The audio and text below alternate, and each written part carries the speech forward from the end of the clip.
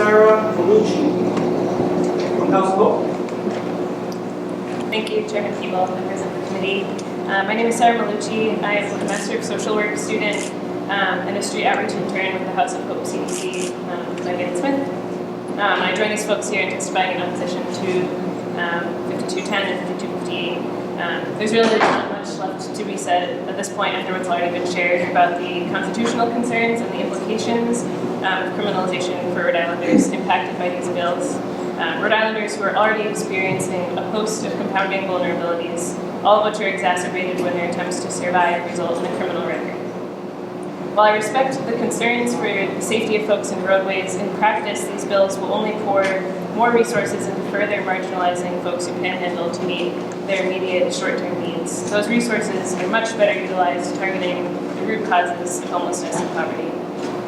Prior to building relationships with a number of these folks who panhandle myself, and having had the privilege of hearing their stories and bearing witness to their lived realities, I never would have considered the domino-like string of impacts that legislation like these two bills can create. I only wish that some of these folks, fellow Rhode Islanders, could be speaking in my place. What I can say is that I've never met someone who panhandles because they want to. The folks I've met panhandle as a last resort to gain access to resources, and more importantly, access to fellow Rhode Islanders with whom they would never otherwise have the opportunity to interface. They panhandle to buy a meal, to acquire bus fare, to survive in the very short term, and they're sent multiple steps backward when court dates, legal fees, and criminal records get in the way of their day-to-day pursuit of housing, social services, healthcare, or stable employment. I urge this committee to take its lead from the voices of those who are most affected, people who panhandle themselves, and to meet their stories with compassion and not criminalization.